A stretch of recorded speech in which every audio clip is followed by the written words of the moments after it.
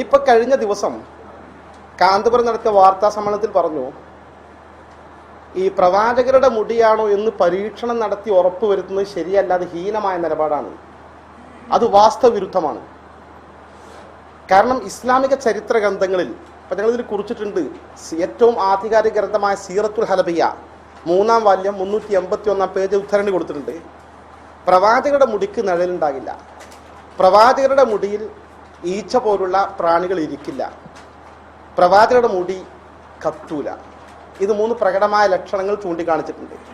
ഈ വസ്തുതയുടെ അടിസ്ഥാനത്തിൽ കഴിഞ്ഞ 14 നൂറ്റാണ്ട് കാലം പ്രവാചകരുടെ വിശുദ്ധ കേശത്തെക്കുറിച്ച് സംശയം വന്നപ്പോഴും അത്തരം സാഹചര്യങ്ങളിലും ഈ 3 പരീക്ഷണങ്ങൾക്കും വിധേയമാക്കിയിട്ടുണ്ട്. നമ്മുടെ രാജ്യത്ത് തന്നെ ഔറംഗസീബിൻ്റെ കാലഘട്ടത്തിൽ ഹസ്രത്ത് ബാലിലെ മസ്ജിദിൽ ആ മുടി സൂക്ഷിക്കുന്ന സമയത്ത് പണ്ഡിതന്മാരുമായി ഒന്നുകൂടി ഇത് ആധികാരികളെ ഉറപ്പുവരുത്താൻ എന്താണെന്ന് മാർഗം എന്ന് ഔറംഗസീബ് തേടി. പണ്ഡിതന്മാർ അഭിപ്രായം പ്രകടിപ്പിച്ചു, നമുക്ക് ഏറ്റവും നല്ലത് ഈ 3 പരീക്ഷണമാണ്. 1, നിഴലുണ്ടോ നോക്കാം. 2, ഈച്ച ഇരിക്കുമോ നോക്കാം. തേൻ പുരട്ടി എന്നാണ് ചരിത്രത്തിൽ പറയുന്നത്. അദ്ദേഹം മുടിയിൽ പുറത്തിങ്ങനെ വെച്ചിട്ട് ഈച്ച അടുക്കുമോ നോക്കാൻ. 3-ാമത് തീരിട്ട് കത്തിച്ചു നോക്കി, കത്തിയില്ല. ഏറ്റവും അവസാനം ഇക്കഴിഞ്ഞ ഇന്റർനാഷണൽ ഇസ്ലാമിക് കോൺഫറൻസിൽ ഡോക്ടർ ബഹാവുദ്ദീൻ കൂരിയാട് പങ്കെടുത്തപ്പോൾ ഇവരുടെ സമ്മേളനത്തിൽ മുടി കൈമാറ്റ ചടങ്ങിൽ പങ്കെടുത്ത് പ്രസംഗിച്ചിരുന്ന ഈജിപ്തിലെ ഗ്രാൻഡ് മുഫ്തിയെ കണ്ടുമുട്ടി. അദ്ദേഹവുമായി ഡോക്ടർ അലി ജുമ ഇവിടെ വിവാദം ഉണ്ടെന്ന് പറഞ്ഞപ്പോൾ അദ്ദേഹത്തിന് വിവാദത്തെക്കുറിച്ച് അറിയില്ല, ഈ വിഷയമൊന്നും അറിയില്ല. അദ്ദേഹം പറഞ്ഞു, എന്നാൽ ഞങ്ങൾ ഇവിടെ ചെയ്ത പോലെ നിങ്ങൾക്ക് പരീക്ഷ നോക്കിക്കൂടെ ഈ 3 പരീക്ഷണങ്ങൾ അദ്ദേഹവും ചോദിച്ചു. ഞങ്ങളിവിടെ അങ്ങനെ പരീക്ഷ ഉറപ്പുവരുത്തി വെച്ചതാണ്. കൈറോവിൽ പള്ളിയിലും പരീക്ഷിച്ചു വെച്ചതാണ്. അതും ഔറംഗസീബിന്റെ കാലഘട്ടത്തിൽ തന്നെ വെച്ച അന്ന് തന്നെ, അതേ കാലഘട്ടത്തിൽ. എത്രത്തോളം എന്ന് വെച്ചാൽ ഇപ്പോൾ നമുക്കും കാന്തപുരത്തിനും മുടി കൈമാറിയ ഇക്ബാൽ ജാലിയാവാല മുംബൈ, അദ്ദേഹവും മുടി കൈമാറുമ്പോൾ നിഴലില്ല എന്ന് ഉറപ്പുവരുത്താനുള്ള ചില ശ്രമങ്ങൾ നടത്തുന്നുണ്ട്. കാരണം അപ്പോൾ എന്താ വെച്ചാൽ ഇസ്ലാമിക ലോകത്തൊരു അറിയപ്പെട്ട മാർഗ്ഗമാണ് ഈ മാർഗം എന്നുള്ളതാണ്. പിന്നെ കാന്തപുരം ഇത് ഇസ്ലാമിക മാർഗമല്ല എന്ന് പറഞ്ഞ് ഒഴിഞ്ഞു മാറാൻ എന്താണ് അദ്ദേഹത്തിൻ്റെ അടുക്കൽ പ്രമാണം എന്ന പ്രസക്തമായ ചോദ്യം ജനങ്ങൾക്ക് മുമ്പിൽ നിലനിൽക്കുന്നത്. ഈ സാഹചര്യത്തിലായിരുന്നു CPIMന്റെ സംസ്ഥാന സമ്മേളനം നടന്നത്. ആകാശത്തിന് കീഴിലുള്ളതെല്ലാം ചർച്ച ചെയ്തു എന്നാണ് അവർ അവകാശപ്പെട്ടത്. അതിൻ്റെ ഭാഗമായി ശാസ്ത്രബോധത്തെയും യുക്തിചിന്തയെയും വെല്ലുവിളിക്കത്തക്ക വിധത്തിലും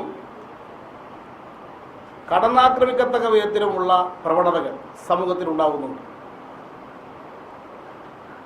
അത് ചെറുത്ത് നിൽക്കുന്നതിന് വേണ്ടി ഉള്ള ഇടപെടലാണ് പാർട്ടിയുടെ ഭാഗത്തു നിന്ന് വേണ്ടത്.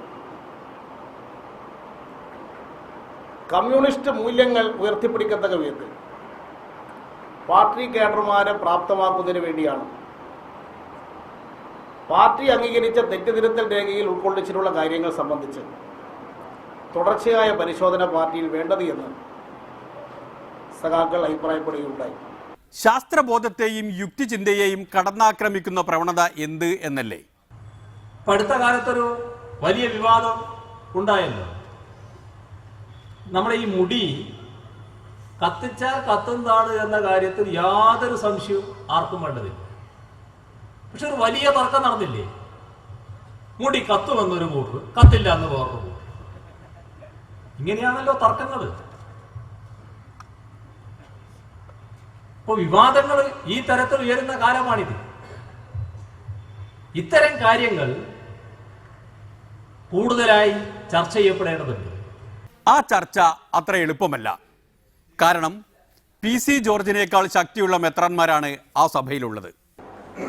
പിന്നെ രാഷ്ട്രീയത്തിൽ മതപണ്ഡിതന്മാർ ഇടപെടരുത് എന്ന് പറയുന്നതിന് നേരെ മറുവശമാണ് ഞങ്ങൾക്ക് പറയാനുള്ളത്. മതത്തിൽ രാഷ്ട്രീയക്കാർ ഇടപെടരുത്.